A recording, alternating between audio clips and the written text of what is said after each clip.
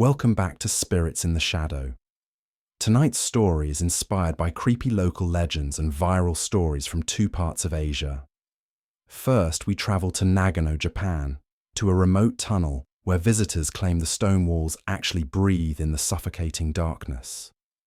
Then we travel to ancient Ayutthaya, Thailand, to a sacred tree whose roots are said to remember the sins buried beneath. Two places, one secret in common. The dead never forget. Sign up and join us as we explore the truths that haunt both places. The darkness is waiting to speak. The wheels of the old Toyota van whined in protest, a constant high-pitched complaint against the steep incline. Inside, the air was thick with the scent of stale coffee, instant ramen, and the cheap pine tree air freshener June insisted was essential for road trip vibes. For 4 hours they had been climbing, leaving the neon-drenched sprawl of Tokyo behind for the shadowed sleeping mountains of Nagano Prefecture. Jin gripped the passenger side handle, his knuckles white as the van lurched around another hairpin turn. "A reminder," he said, his voice flat and meticulously devoid of excitement, "that my GPS indicates our average speed is now slower than a brisk walk.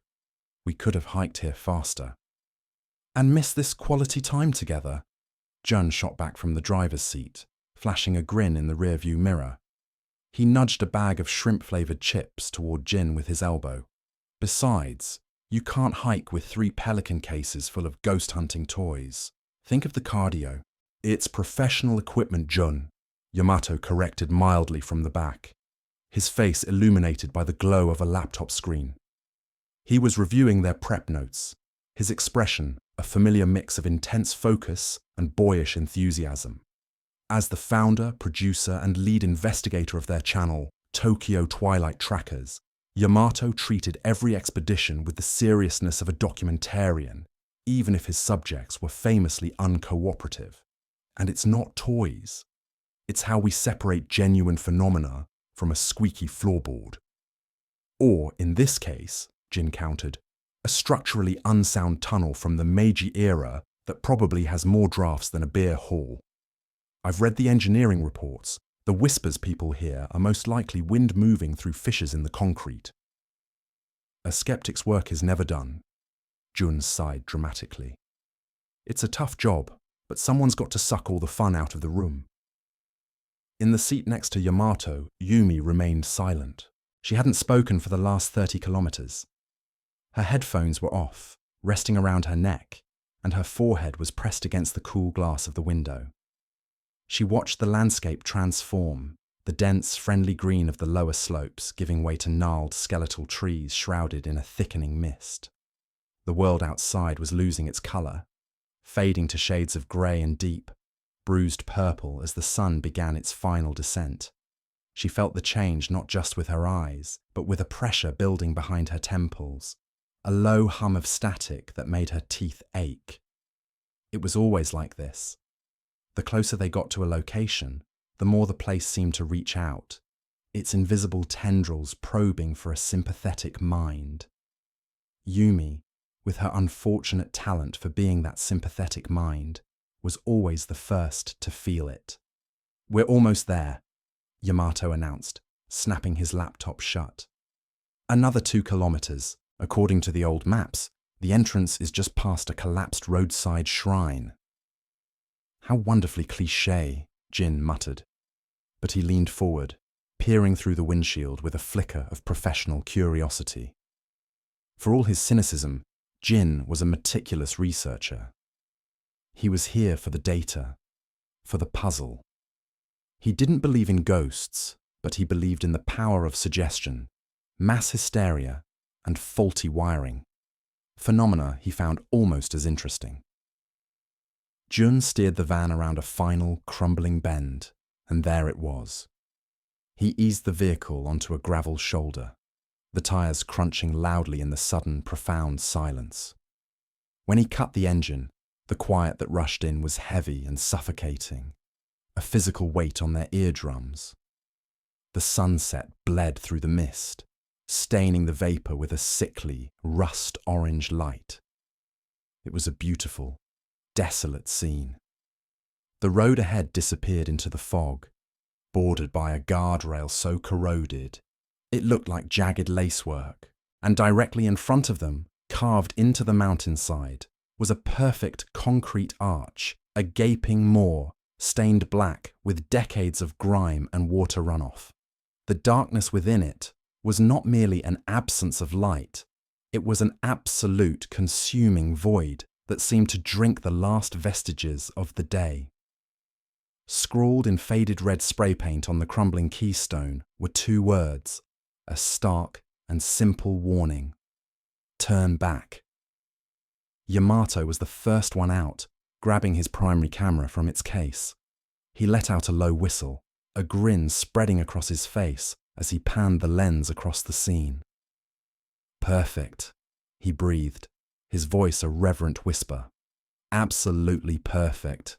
Just spooky enough. Jun clambered out, stretching his arms over his head. Well, the graffiti artist had a point. I'm feeling a sudden urge to find the nearest onsen and never leave. He kicked at a loose stone, but his usual joking tone was thin, edged with a nervousness he couldn't quite conceal. Jin was already examining the tunnel's facade, his flashlight beam cutting a clean, white cone through the gloom. Look at the water damage. Significant structural decay. The arch is sagging on the west side. He was in his element, diagnosing the mundane. Anything we hear could be the mountains settling. Yumi got out of the van last, moving with a deliberate slowness, as if the air itself were thick molasses. She didn't approach the tunnel.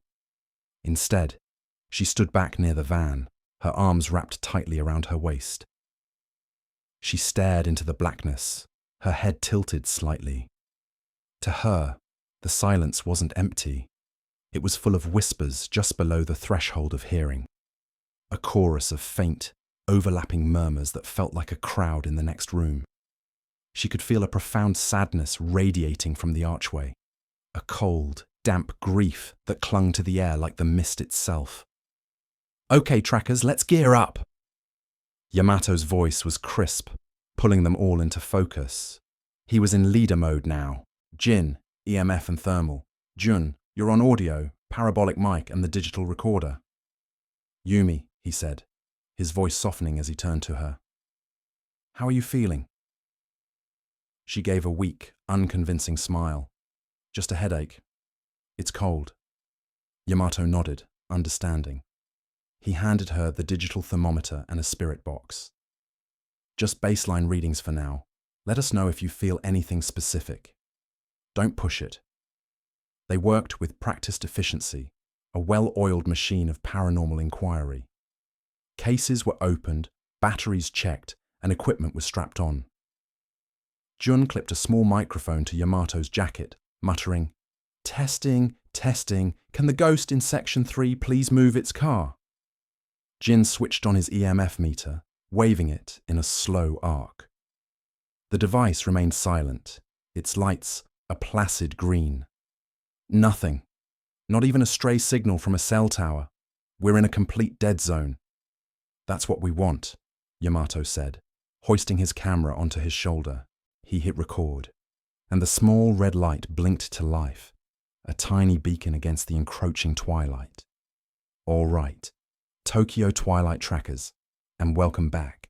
We are live, well, pre-recorded, from the infamous Nagano tunnel, a place local legend says is a gateway, a place where the veil between worlds is thin." He panned the camera from the graffiti-marked arch to his team. "We have our skeptic, Jin, who's already blaming the mountain for any strange noises. We have our comic relief Jun on audio, and our sensitive Yumi, who's already feeling the chill." As if on cue, Yumi flinched. "There's a sound," she said, her voice barely a whisper. "Drip, drip, drip." They all fell silent, listening. From deep within the tunnel came a slow, rhythmic dripping of water. In the echoing acoustics of the place, it didn't sound like water. It sounded like deliberate, measured footsteps, pacing slowly in the dark. Jun forced a laugh. "Leaky ceiling. Case closed. Let's go home. Tom, let's get a baseline, Yamato said, ignoring him.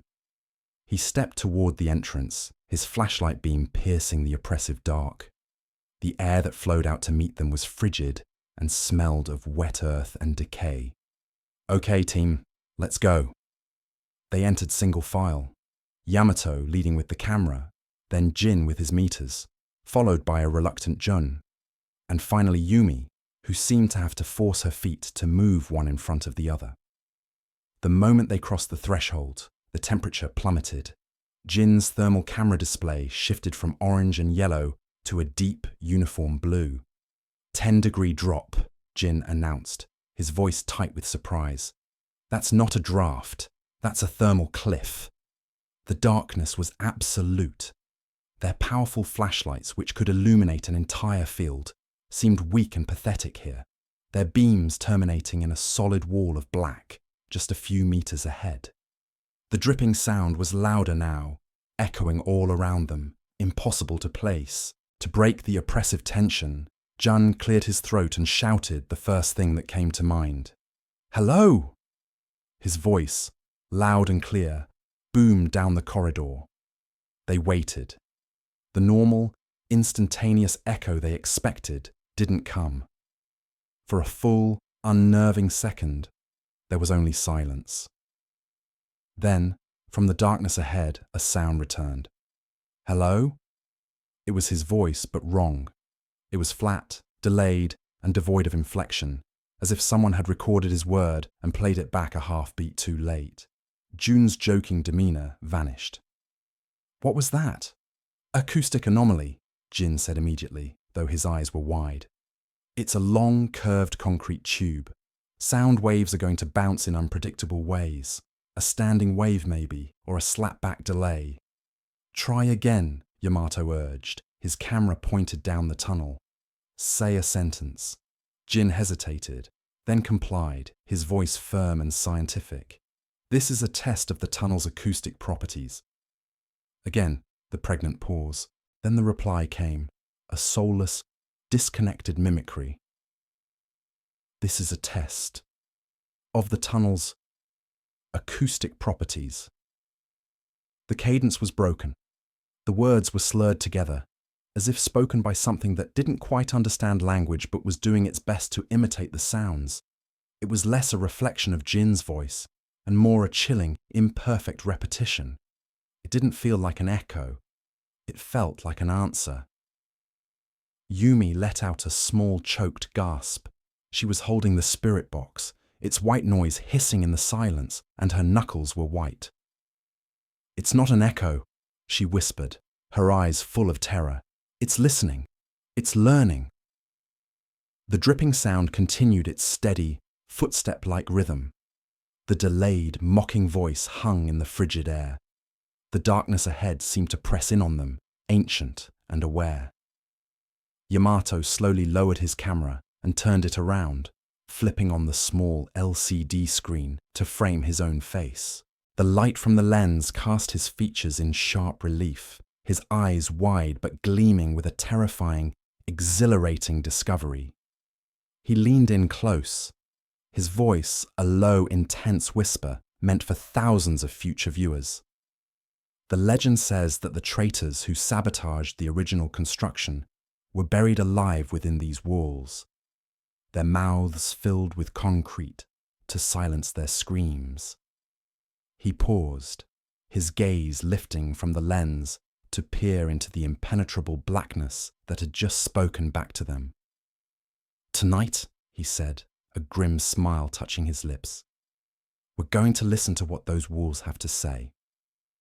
The transition was subtle at first, a slow bleeding of warmth from the air. One moment, they were moving through the oppressive but stable humidity of the upper tunnels. The next, a profound, biting cold began to seep through the layers of their gear. Blair was the first to register it physically, a violent shiver racking her frame that had nothing to do with the exertion of their descent. She hugged her arms to her chest, her breath pluming in the beam of her headlamp like a sudden ghost. "Is it just me, or did the temperature just drop 10 degrees?" she asked, her voice tight. This was a small, unsettling detail, the first note in a dissonant chord. Noah, ever the pragmatic leader, paused and swept his own light across the metallic, sweating walls. He clicked his tongue, a sound of dismissal. "It's to be expected," he said, his tone meant to be reassuring. "We're deeper now, probably below the local water table. We're in a different thermal layer. It's just geology, Blair." He was rationalizing it, boxing the anomaly into a neat scientific explanation. It was a comfortable thought, a way to maintain order in a place that was steadily losing any semblance of it. But his explanation felt thin, an inadequate blanket against a cold that felt less like a natural phenomenon and more like a presence. The audience, unburdened by the need for self-reassurance, senses it's a warning. This isn't the passive cold of rock and earth. It's an active, predatory chill that clings and drains. A cold that feels like it's watching you. The cold wasn't just a lack of heat. It felt like the arrival of something that had consumed it. They pressed on, the silence broken only by the crunch of their boots on the grated floor and the hum of Yamato's recording equipment. Then came the second detail, the smell. The familiar scent of damp earth and stale air gave way to something sharp and acrid. It was a compound aroma, layered and complex, a dominant note of aggressive sour metal, like old iron left to bleed rust into a puddle of stagnant water. But beneath it there was a darker, coppery tang, something organic and sickly sweet. It was the smell of old pennies and dried blood. Yamato wrinkled his nose, the scent cutting through his concentration. "Smells like a damn tetanus factory in here," he muttered, adjusting the gain on his microphone. Noah took a deep, deliberate sniff. "Iron deposits," he announced with confidence, latching on to the most obvious component. "The high humidity is causing rapid oxidation on the walls. It's just rust, a lot of it." He ignored the subtler, more disturbing note in the air, the one that didn't belong in a geological survey. He gave the character a logical, if incomplete, explanation. His rationalization was a shield, protecting the group's morale from the insidious creep of fear. But Yumi, the team's geologist and chemist, remained silent. She knew the scent of iron oxide intimately. She also knew the distinct, cloying smell of hemoglobin as it breaks down. The two were similar, but not the same. What she was smelling wasn't just rock, it was ruin. The audience understands her silence is more damning than any protest. They can smell the blood too, and they know it is a warning. It was the smell of a slaughterhouse, long abandoned but never truly cleansed, its memory staining the very air they were now breathing. The beam from Yamato's shoulder-mounted camera lamp was the brightest, a clean, white cone that cut through the oppressive dark. As he panned across the corridor, it caught on something that made him stop. On the corrugated steel wall to their right were long, vertical streaks of a dark, reddish brown. They ran from halfway up the wall, straight down to the floor, like grotesque rain gutters.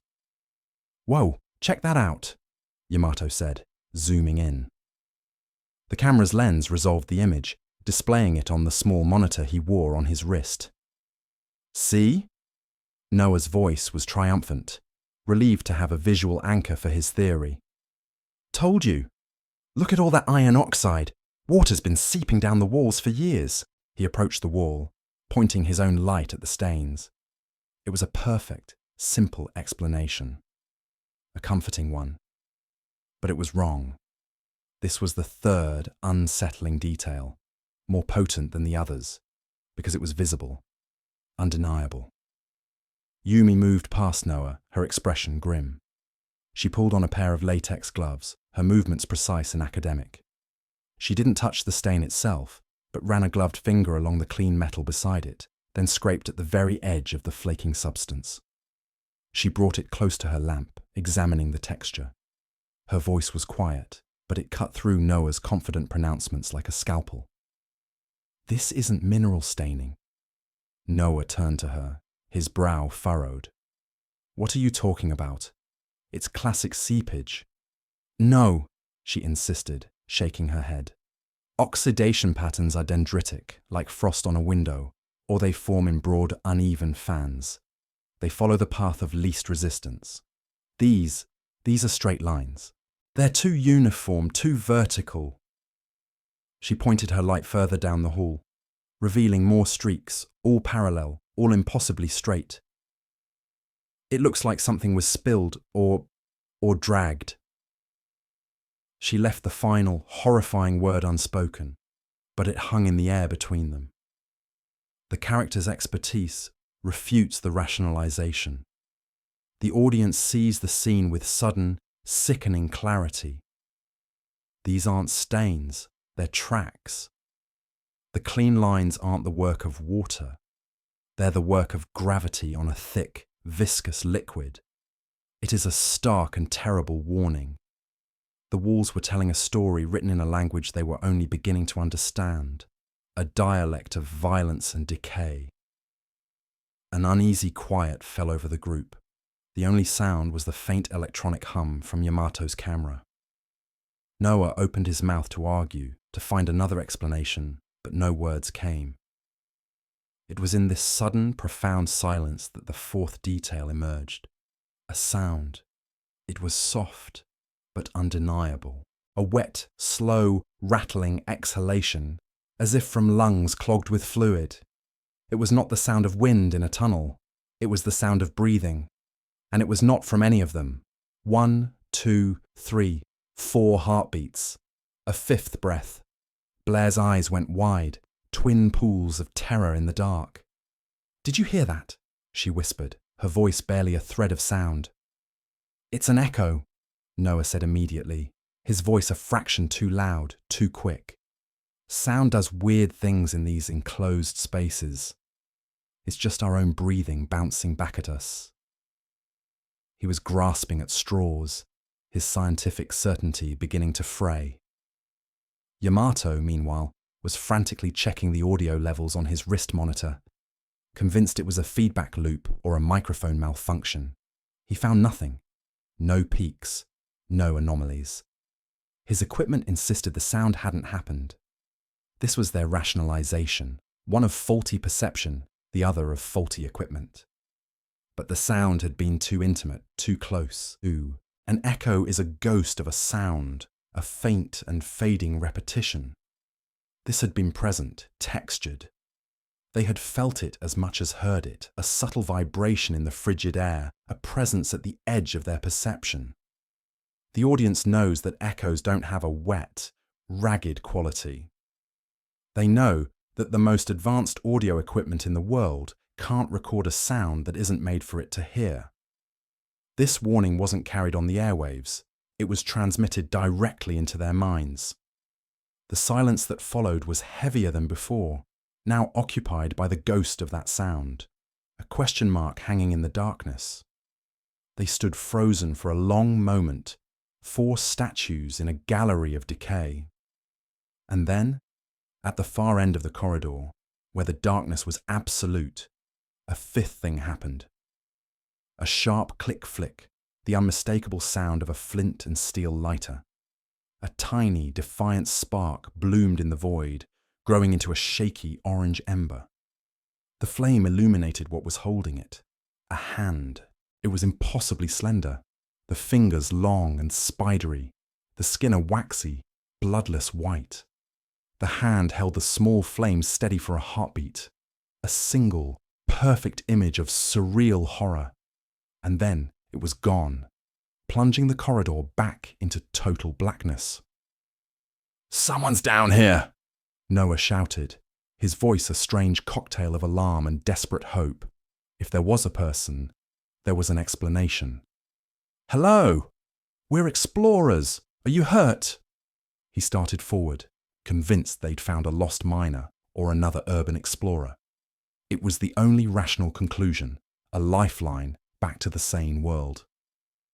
Yamato reacted on pure instinct, swinging his camera towards the spot where the light had been. As he did, The sixth detail struck. The image on his monitor dissolved into a hissing, roiling cascade of white noise. The feed was gone.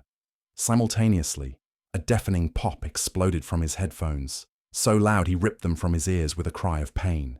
The audio feed was dead, replaced by a roaring static. All his advanced, shielded, and robust equipment had failed at the exact same moment.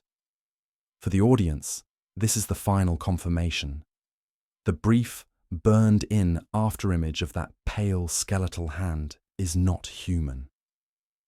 The technological failure isn't a coincidence, it's a reaction. Something in this place is actively hostile to being seen, to being recorded. It is a power that can snuff out light and silence sound. Technology had failed them, leaving them blind and deaf at the very moment they most needed to see. They were adrift in the dark, their own headlamps feeling woefully inadequate. The comforting hum of the camera was gone, replaced by a ringing in Yamato's ears and the frantic thumping of their hearts. And into that void, the seventh and final detail slithered. A voice. It wasn't a shout from the end of the hall, nor a sound carried on the air. It was a dry, sibilant whisper that seemed to materialize directly inside their skulls, intimate and utterly chilling. It was close. So close it felt like it was coming from the person standing next to them, from behind them, from within them. Go back, before it's too late. There was no rationalizing this. There was no scientific principle or equipment malfunction that could explain it. The voice was not a trick of acoustics. It was a message. A clear, direct, and final warning. Noah spun around, his own headlamp beams slicing wildly through the darkness, illuminating nothing but the terrified faces of his team. "Who's there?" he yelled, his voice cracking, all pretense of leadership gone, replaced by the raw, primal fear of a cornered animal. "Show yourself." But there was nothing to see. The voice hadn't come from the darkness ahead, where the light had been. It had come from the darkness behind, the space they had just occupied, the air that was still vibrating with their own terrified breaths. The invitation to explore had just been rescinded. They were no longer visitors. They were intruders, and they had just been served their notice. The air in the maintenance tunnel was thick and cool, heavy with the smell of wet stone and the faint metallic tang of ozone from the humming electrical conduits. It was a smell Jun had grown used to over the past 6 months, the unique perfume of the city's concrete veins. But tonight, it felt different, sharper. He ran a hand over the smooth, curved wall of the tunnel, the concrete cold and unyielding under his palm. It was just a wall. "See anything?" Jin's voice echoed from further down the passage, his heavy work boots scraping against the gritty floor. "Just the usual drips," Jun called back, his gaze tracing a network of hairline cracks near the ceiling. "Section Gamma 7 looks clear. No significant seepage." "Good. Let's finish the checklist for Gamma 8 and we can call it a night. I'm dreaming of a hot bowl of pho." Jun grunted in agreement, but his eyes lingered on the wall. For a brief, unsettling moment, he thought he saw the surface of the concrete ripple, a faint, liquid tremor that disturbed the flat greyness like a stone dropped in a still pond. He blinked, shaking his head. The long hours, the constant low-frequency hum of the station above, it was starting to play tricks on his eyes. It had to be. "You coming or what?" Jin's voice was closer now. "Yeah, coming," Jun said, pushing away from the wall. He chalked it up to fatigue and followed Jin's receding headlamp, but he couldn't shake the image. It was subtle, almost imperceptible, but it had felt real. An hour later, in Tunnel Gamma 8, it happened again. This time, it was more pronounced. They were inspecting a junction box, the stark beam of Joan's headlamp fixed on a series of insulated cables. In the periphery of the light, a section of the wall seemed to inhale. A slow, shallow expansion, a gentle swell in the solid concrete that held for a second before receding. Jun froze, his hand tightening on the wrench he was holding. Jin, did you see that? Jin didn't look up from the diagnostic reader in his hands. See what? Another one of your ghost roaches? No, the wall, right there. Jun pointed his light at the spot. It was flat, solid, inert. It moved. It bulged out. Jin finally looked, squinting at the wall, then back at Jun. He sighed, the sound loud in the enclosed space. Jun, it's a 20-foot thick slab of reinforced concrete. It's not moving. It's probably a shadow from your lamp. Or you're seeing things. We've been down here for 10 hours. It wasn't a shadow, Jun insisted, his voice low.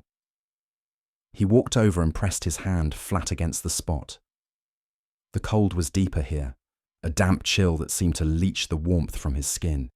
It felt, I don't know, different. It's probably a cold patch from a water pocket inside. Standard structural stuff. You're getting spooked by nothing, Jin said, turning back to his work. Let's get this done. The sooner we're out, the sooner you can get some sleep and stop seeing the architecture come to life. Jun wanted to believe him. He wanted to dismiss it as a trick of the light, a product of an overtired mind. But a knot of unease was tightening in his gut. He had worked in these tunnels for months and had never seen anything like it. The events of the past few weeks, the strange feelings of being watched, the whispers he thought he'd heard on the edge of hearing, he'd dismissed them all.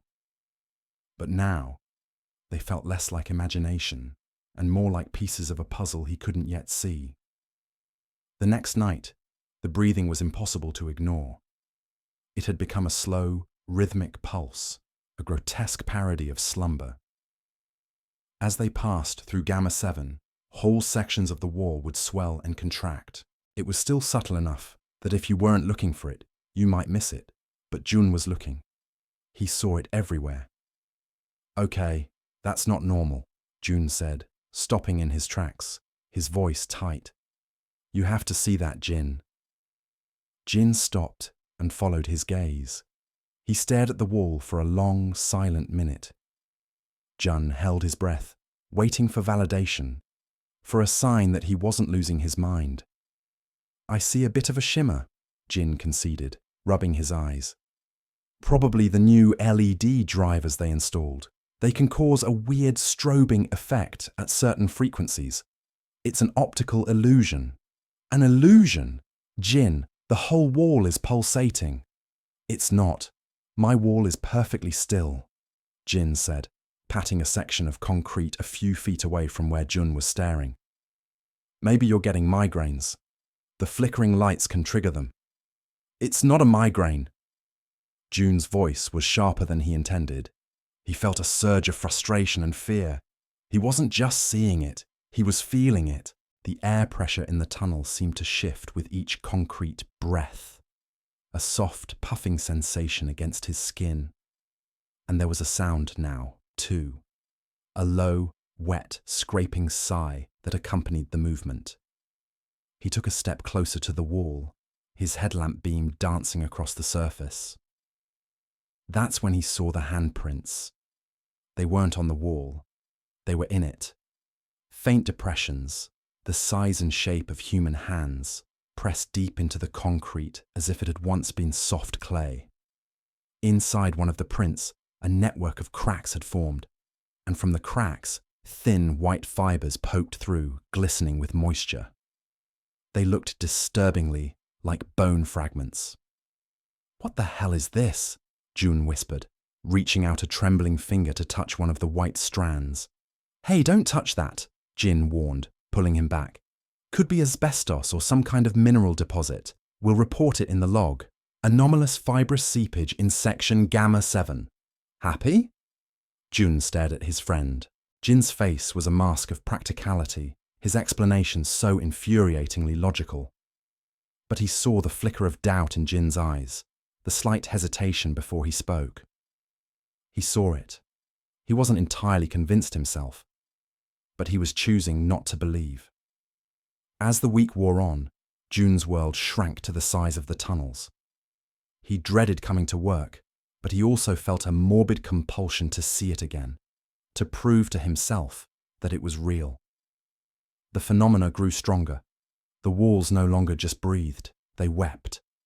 Water didn't drip from the ceiling. It seeped directly from the pores of the cement, running in dark, greasy rivulets down the walls, collecting in brackish pools on the floor. The handprints became more numerous, more defined. In some places, it looked like dozens of people had tried to claw their way out from the inside. The whispers intensified. They were no longer on the edge of hearing. They were a constant, layered murmur, a chorus of hushed, desperate voices that slithered through the tunnels. Jun couldn't make out the words, but the tone was unmistakable. Pain, regret, accusation. He tried to talk to Jin about it again, but his friend shut him down immediately. "Look, man, I'm worried about you. You're not sleeping, you're jumping at shadows. Maybe you should talk to HR, take a few days off." The suggestion felt like a betrayal. It wasn't just that Jin didn't believe him. He thought Jun was unstable. The isolation was absolute. He was alone with this impossible, breathing, whispering secret. On Friday night, they were sent to the deepest part of the maintenance network, a circular chamber that housed a primary pumping station. The air here was colder, the dampness so profound it felt like they were underwater. The walls were slick with the same dark fluid, and the entire chamber seemed to throb with a slow, deep and steady rhythm, like a monstrous heart. As Jun worked, a faulty lamp overhead began to flicker. The strobe effect was jarring, cutting the darkness into fractured, terrifying slices. With each flash, his own heartbeat seemed to thunder in his ears, syncing up with the light. Flash thump, flash thump. He felt a prickling on the back of his neck, the primal certainty of being watched. He turned slowly, his headlamp cutting a swath through the strobing chaos. The wall behind him was a mess of overlapping, desperate handprints. Flash thump. In the split second of light, he saw it. Pressed flat into the wall, just inches behind where he had been standing, was a face. It was two-dimensional, as if it had been stamped into the concrete, its eyes wide and empty, its mouth a silent O of horror. It was there for only a single frame of light, a subliminal image of terror. Flash thump. It was gone. Jun stumbled back, a choked cry escaping his lips. "Jin!" At that moment, the whispers coalesced, the layered murmuring focused, weaving together into a single, sibilant, multi-toned phrase that echoed from all around them, seeming to emanate from the concrete itself. "You poured the concrete." The flickering lamp died, plunging them into the near-total darkness of their headlamps. And then, one by one, the emergency lights in the adjoining tunnel flickered on. Not all at once, but in sequence, like a firing squad taking aim down the long, dark passage. Beezest, beezest, beezest. Each new circle of light illuminated a fresh horror. In every halo of pale, sterile light, figures were trapped in the walls. They were half submerged, their bodies twisted and contorted as they fought against their concrete prison. Mouths were open in silent screams, eyes wide with an agony that had been sealed for years. They were the source of the whispers, the owners of the hands. Jun was paralyzed, his mind unable to process the sheer architectural nightmare. This wasn't a haunting, this was a tomb. The entire station was a mass grave. Suddenly Jin screamed. Jun's head snapped towards him. A hand, grey and solid, made entirely of concrete, had erupted from the floor. It was clamped around Jin's ankle. It wasn't a ghost. It had weight. It had mass. It dragged him, his boots scraping violently against the floor, a sound of pure friction and terror. Jin kicked and yelled, and then, as suddenly as it had appeared, the hand released him and slid back into the floor, leaving no trace. Jin scrambled backward, crab walking away, his face pale with shock. He ripped up his pant leg. On his skin, 5 perfect grey fingerprints glowed with a faint internal heat, a brand of ashen dust. The sight shattered Jin's skepticism completely, replacing it with wide-eyed panic. He finally saw. He finally believed. "Run!" Jun breathed, grabbing Jin's arm and hauling him to his feet. They turned and fled, their boots splashing through the foul water, the heart thump of the chamber pulsing behind them. As they reached the doorway at the far end of the tunnel, a shadow detached itself from the wall. It was huge, broad-shouldered, and it moved with a liquid grace that defied its size. It drifted across their path for a moment, its head tilted at an impossible, unnatural angle before melting into the darkness on the other side. Jun and Jin didn't stop. They scrambled through the doorway and slammed the heavy steel door shut, spinning the locking wheel with frantic energy. Leaning against the cold metal, gasping for breath, Jun's eyes fell upon the wall next to the door. Scrawled in something dark and red that was still wet enough to smear, were 3 words, a message, a promise. "He is waiting." The glow of the monitor was the only moon in Viet's cramped Ho Chi Minh City apartment. For 3 nights, it had been his sun, his god, his oracle. Outside, the vibrant life of District 4 hummed. The distant roar of motorbikes, the faint echo of a street vendor's cry. But inside, there was only the ghost. Yamato's ghost. Viet wasn't a mere thrill-seeker. He was a digital archaeologist, a student of folklore in the age of fiber optics. While thousands spammed comment sections with fake or OMG, Viet was meticulously cataloguing, downloading, and cross-referencing every mirrored version of Yamato's final infamous video. He had dozens of them now, saved in a folder on his desktop simply titled, "The Vessel." He believed the conventional story was for fools. Yamato didn't just disappear, he was deleted. The video wasn't just evidence, it was the murder weapon, and it was still loaded. 2 anomalies obsessed him. The whisper buried in the static of the final 5 seconds, and the single chilling frame at 13:07. The face in the wall, a low-resolution smear of dread that the internet had affectionately nicknamed the Wallpaper Man. Tonight, Viet decided, was the night he'd pull the ghost out of the machine. He started with the audio. Importing the clip into his editing software, he isolated the last 5 seconds. A jagged, angry-looking waveform appeared on screen. He scrubbed through it, the distorted sound of fabric rustling and what sounded like wet breathing filling his ears. Then came the whisper itself. Kong Nen Toi Jai. He applied a noise reduction filter, then another, carefully stripping away the layers of digital compression and static. He amplified the result, normalizing the sound levels. He slipped on his heavy, noise-cancelling headphones, sealing himself away from the world. He pressed play. The whisper was clearer now, unnervingly intimate. "You shouldn't have come here." The accent was northern, laced with an impossible cold. It was the sound of a voice that had not drawn breath in a very long time. He looped the 5-second clip. "You shouldn't have come here." On the 3rd loop, his blood ran cold. The inflection had changed. A subtle, questioning tilt at the end. Impossible. It was a recording. "You shouldn't have come here." He felt a pressure in his ears, a deep thrumming that vibrated through the headphones. "Viet, you shouldn't have come here." He ripped the headphones from his head and threw them onto the desk as if they were burning hot. The silence of his room rushed back in, loud and terrifying. His heart hammered against his ribs. It was nothing. Auditory pareidolia. His sleep-deprived brain was projecting, filling in the blanks with his own name. It had to be. His hands shaking, Viet turned his attention to the second anomaly, the frame at 13:07. He brought the image into his photo editing software, a screenshot he'd taken from the highest quality mirror he could find. He zoomed in, the image dissolving into a mess of pixels. The face was there, undeniably. 2 dark impressions for eyes, a suggestion of a nose, a lipless line for a mouth.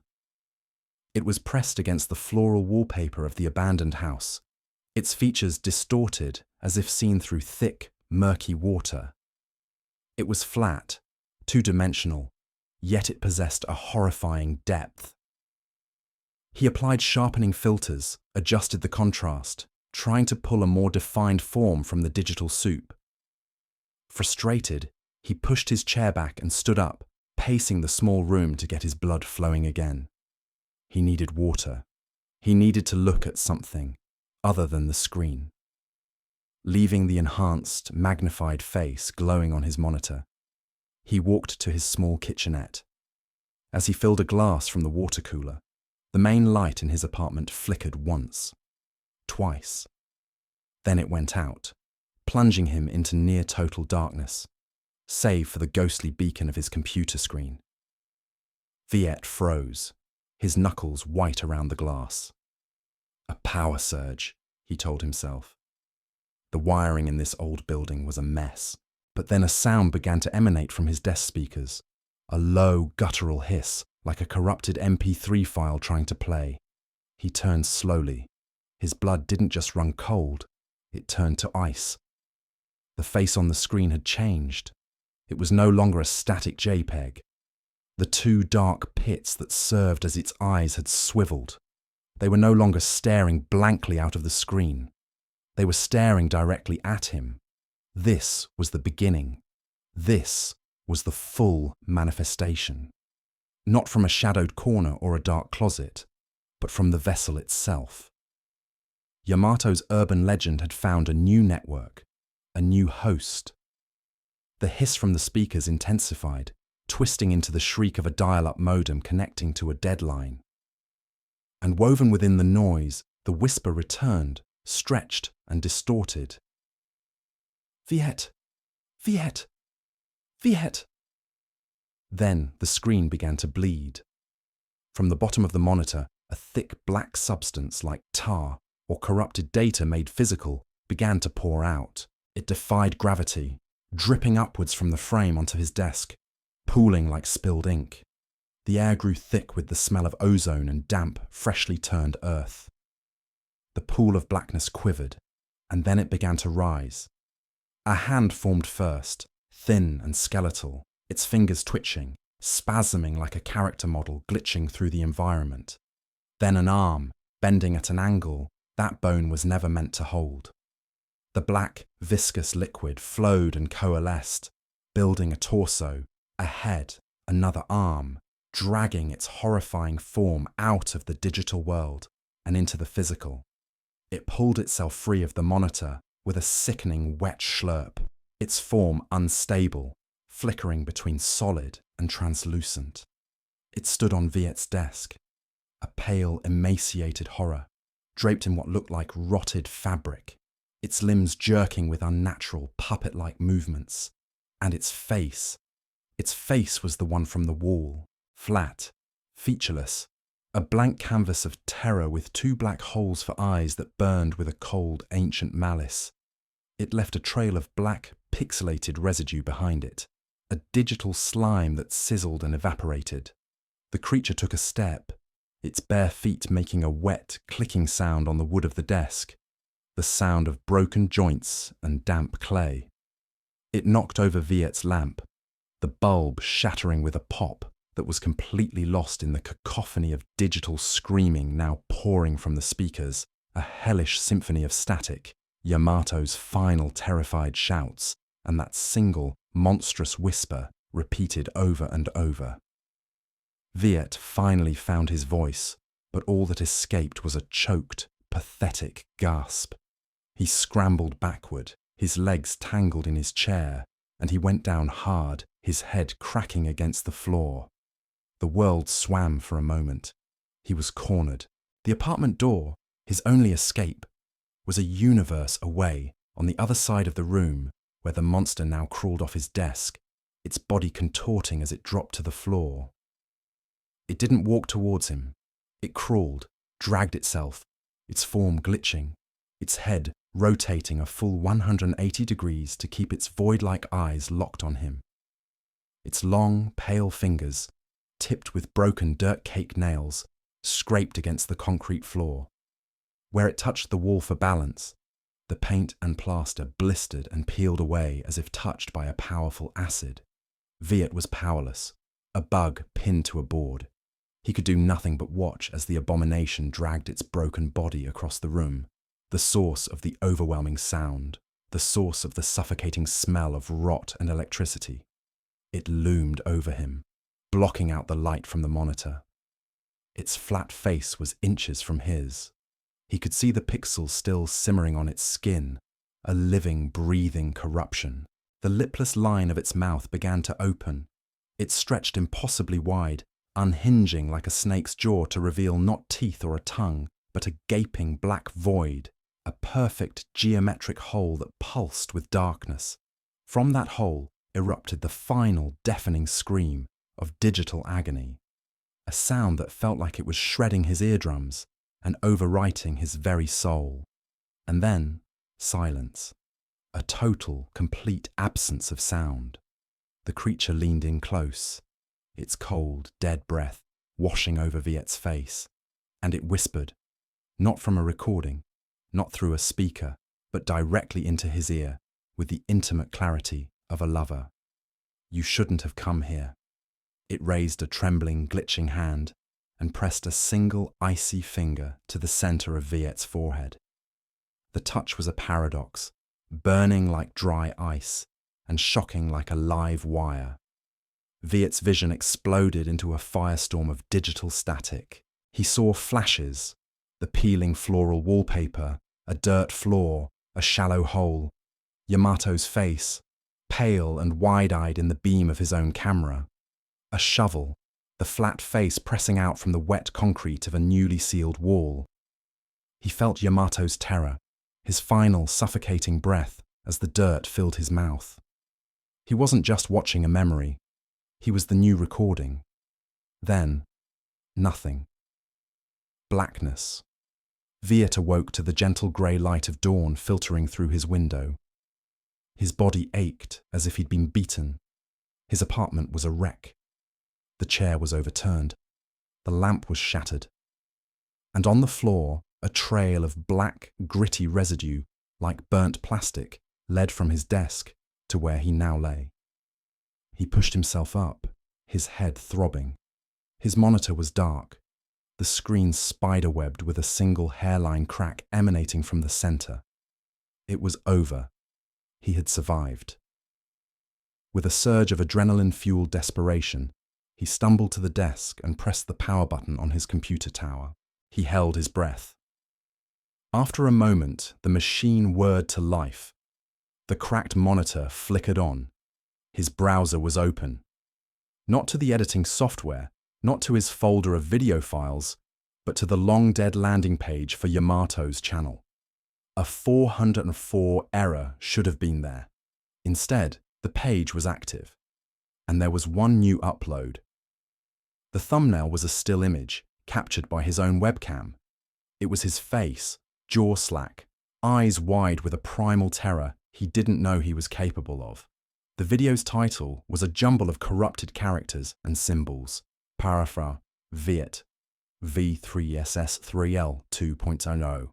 His hand, moving as if controlled by some outside force, guided the mouse. The cursor hovered over the thumbnail. He clicked. The video player loaded. The runtime was 13:07.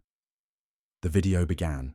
It was a single, static shot of the empty chair he had been sitting in, filmed from the webcam's perspective.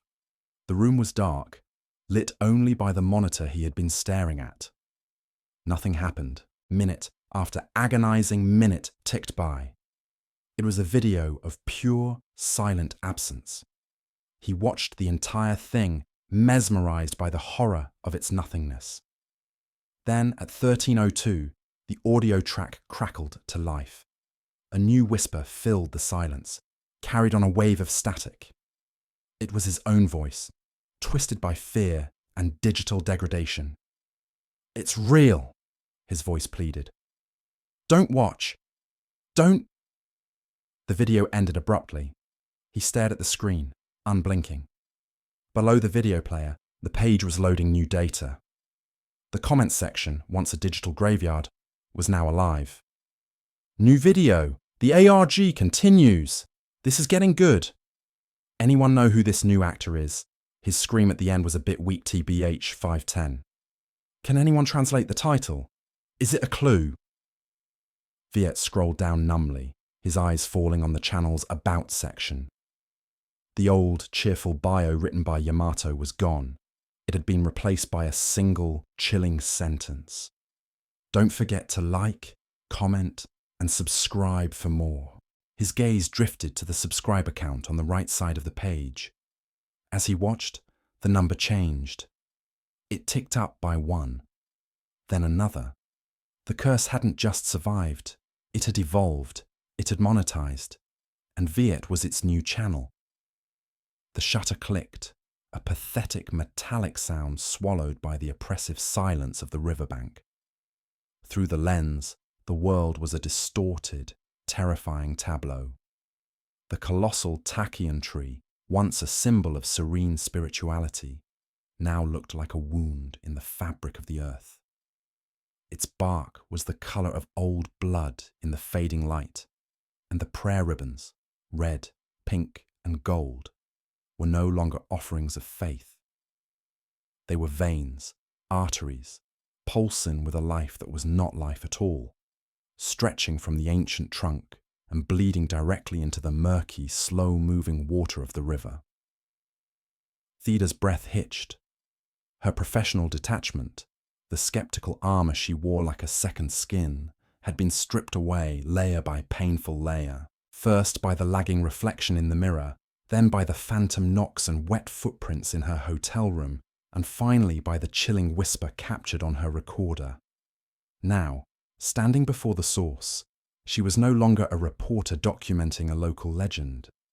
She was a participant, a terrified witness to something primal and full of sorrow. The shadow was still there. Clinging to the base of the tree, it was less a defined shape and more a concentration of despair, a human-formed void that seemed to drink the light around it. It wasn't a trick of the light or a product of her exhausted mind. It was real. And through the powerful zoom of her camera, she could see it tremble with silent, unending sobs.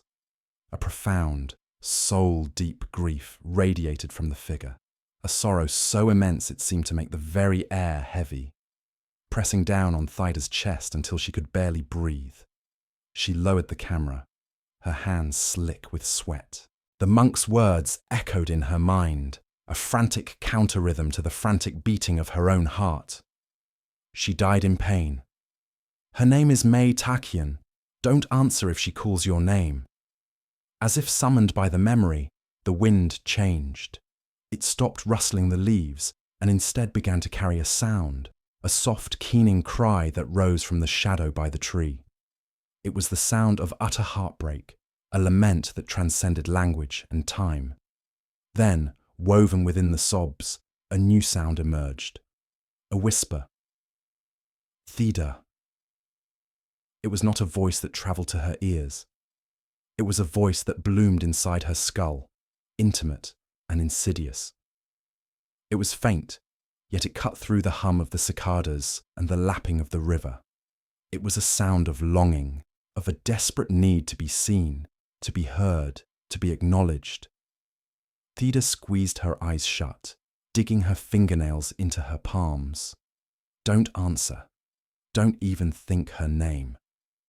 She tried to focus on the logical, the rational. It was audial pareidolia, her brain creating patterns from the white noise of the wind. It had to be.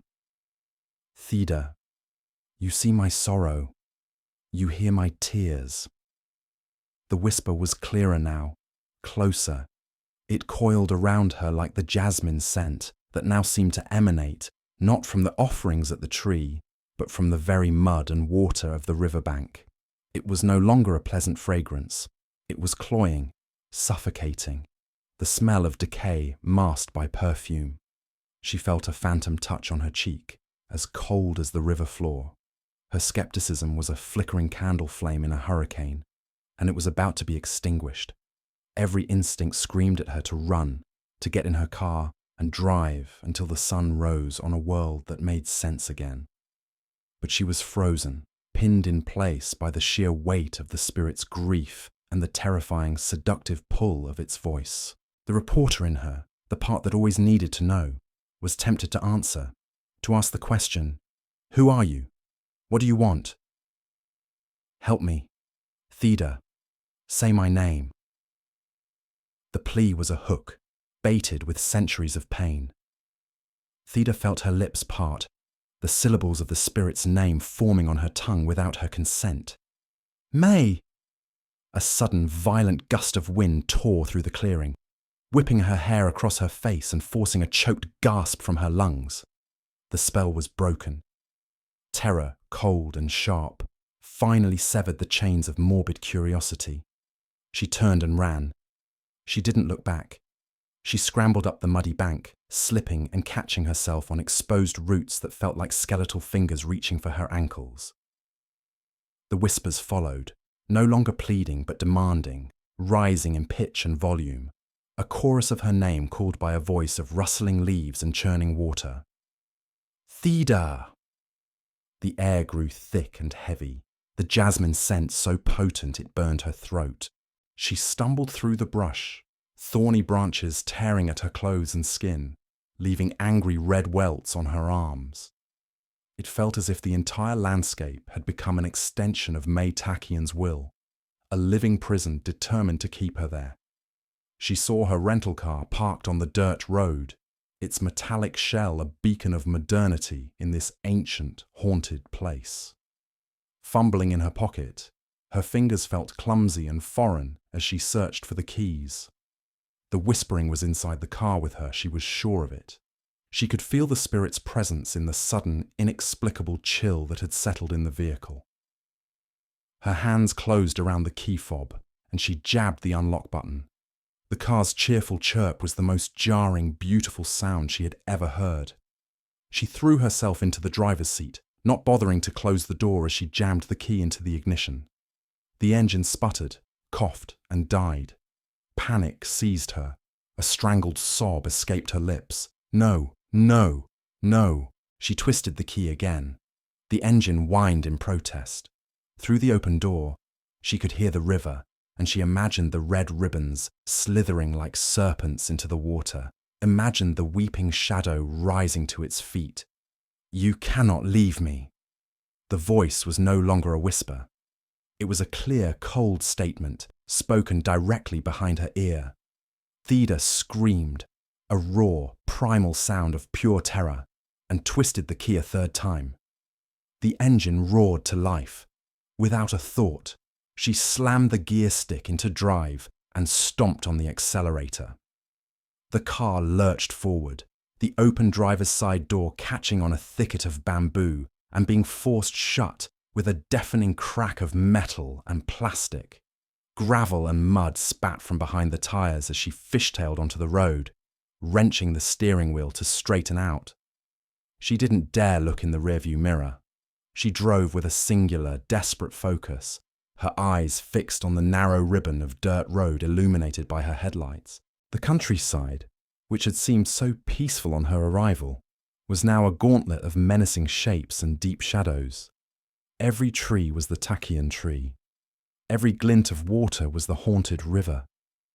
She finally hit the paved highway, the smoother surface doing nothing to calm the violent trembling in her hands. She pushed the car faster, putting as much distance as possible between herself and that place. The jasmine scent lingered, a ghostly passenger she couldn't evict. She rolled down all the windows, letting the hot, humid night air blast through the cabin, but it didn't help. The scent was stuck in her sinuses, in her memory. Her phone buzzed on the passenger seat. It was her editor. She ignored it. What could she possibly say? The local ghost story is real, and it knows my name. I think it tried to kill me. She would be fired, institutionalized. Hours later, the first signs of Bangkok's sprawling suburbs appeared on the horizon. The city lights were a promise of logic, of concrete and steel, a world where spirits did not whisper in the dark. But Theda knew she wasn't leaving the darkness behind. She was bringing it with her. She drove straight to her apartment, not daring to return to her hotel in Ayutthaya to collect her things. Her main camera, her tripod, her favorite lens, they were all still back on that riverbank, offerings to a forgotten god. A small price to pay for her life. In the sterile safety of her apartment building's underground garage, under the unforgiving glare of fluorescent lights, she finally allowed herself to stop. She cut the engine, and the sudden silence was deafening. For a long moment, she just sat there, her body shaking uncontrollably, her forehead resting against the steering wheel. She had survived. The thought offered no comfort, no sense of victory. It was a bare fact, stripped of all emotion. She had run, and she was still here. That was all. When she finally gathered the strength to get out of the car, she caught her reflection in the window. A wild-eyed stranger stared back. Her face was pale and tear-streaked, her hair a tangled mess. And on her left arm, 3 long parallel scratches oozed tiny beads of blood.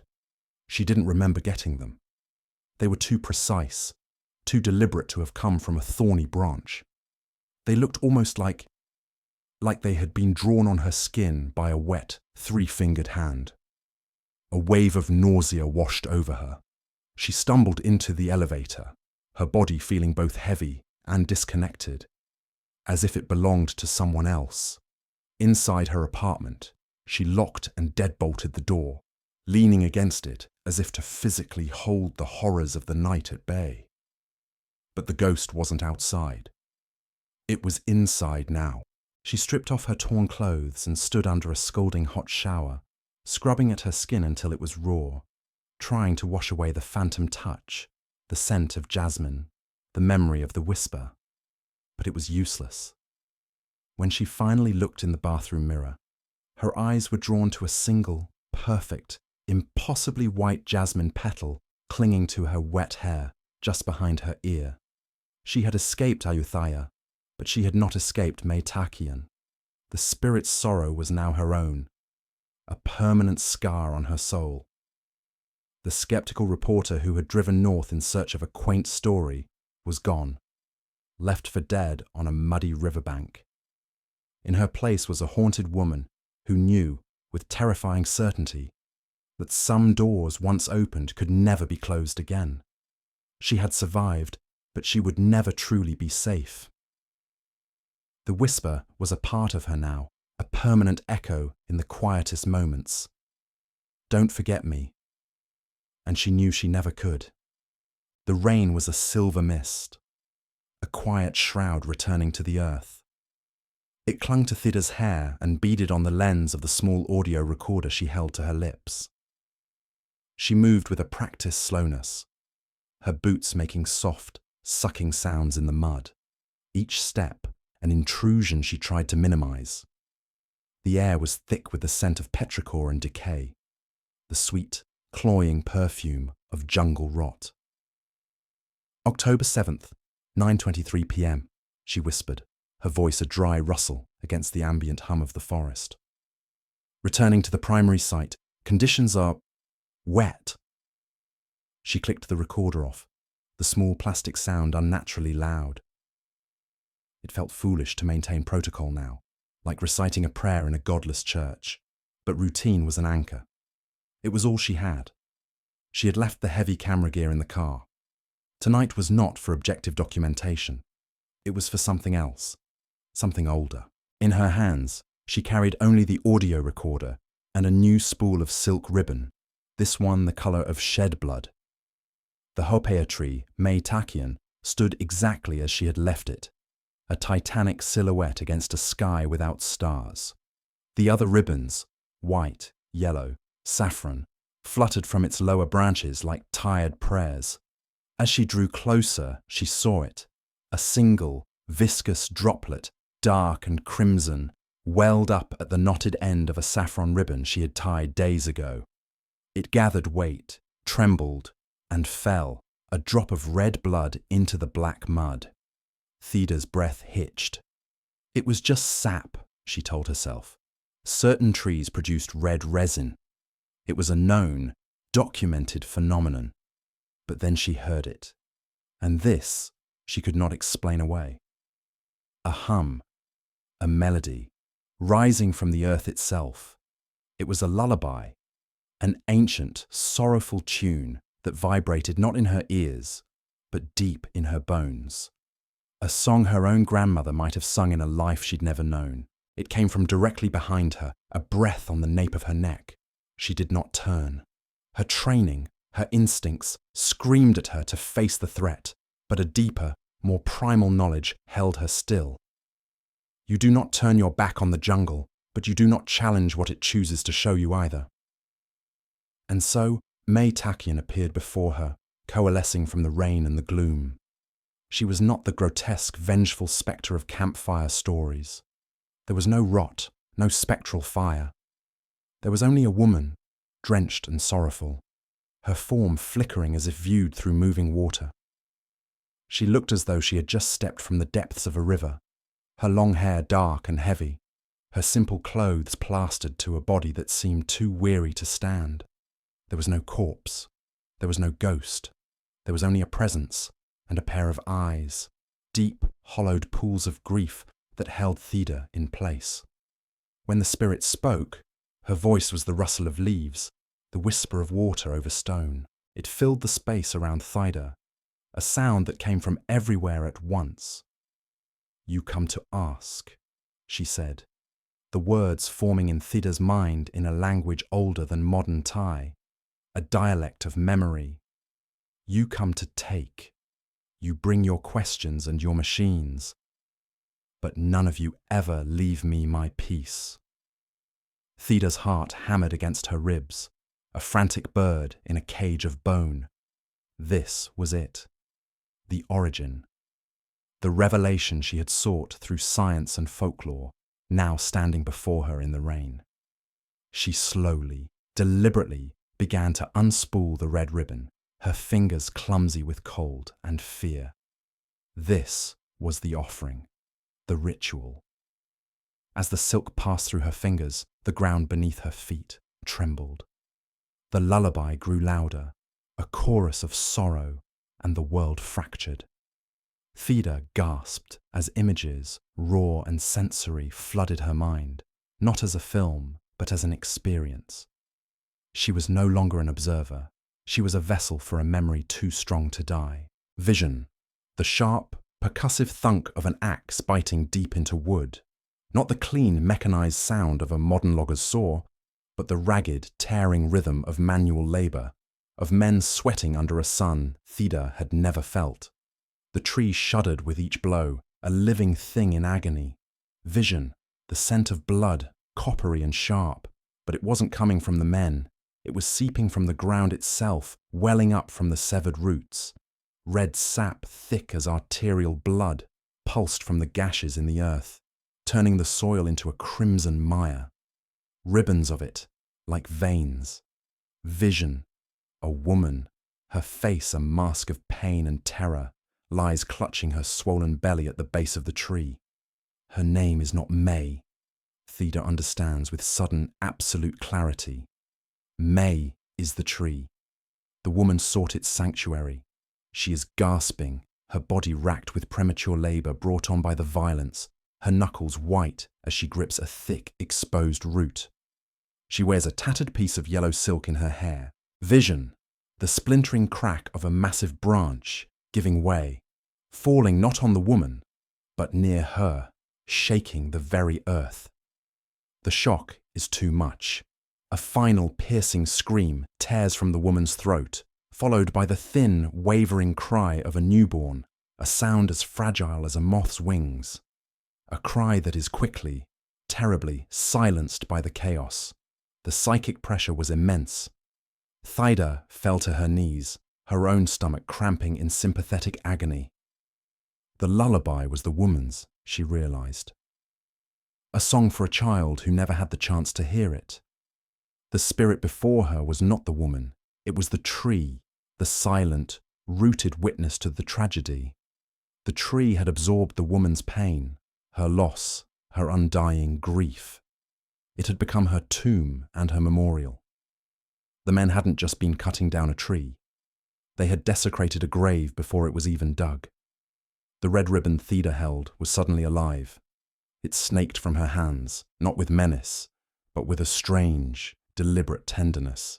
It wrapped around her arms, her torso, not constricting, not choking, but adhering to her skin.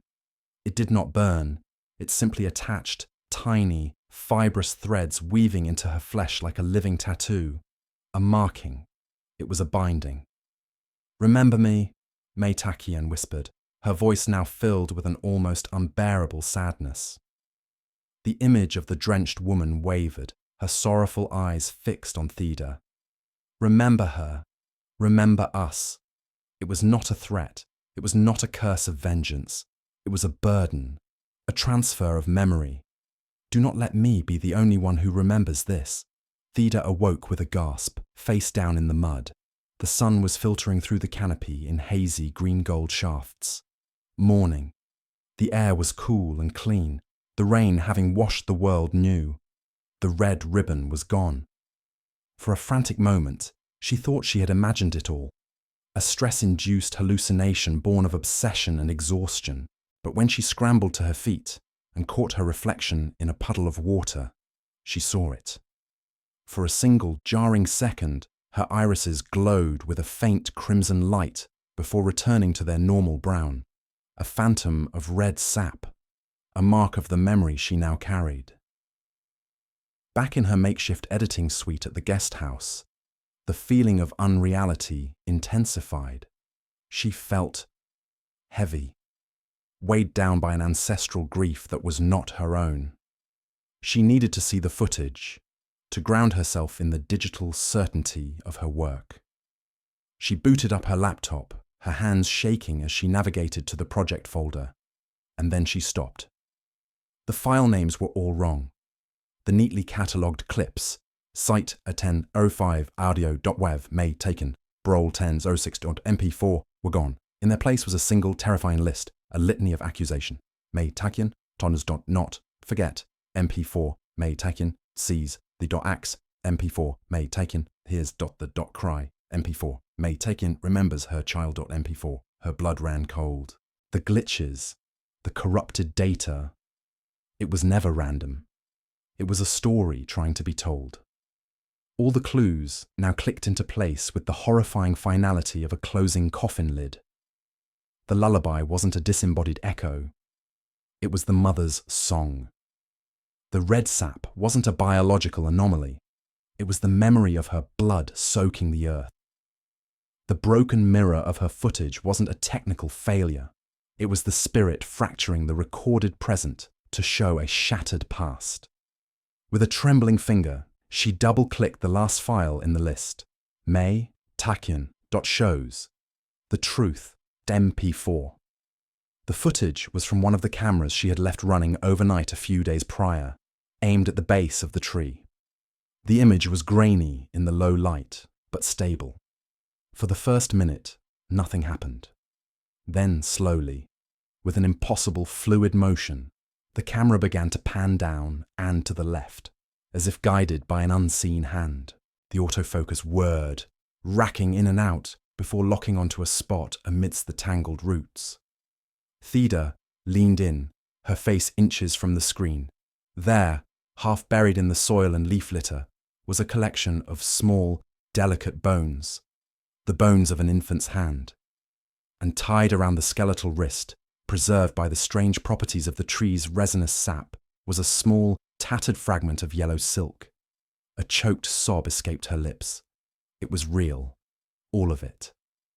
The final night, Theda didn't even try to work.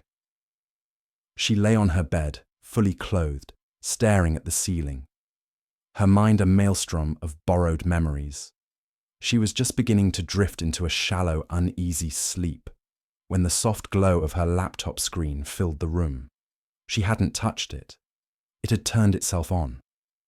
On the screen, a new video file was playing. It was a live feed, but the perspective was chillingly familiar.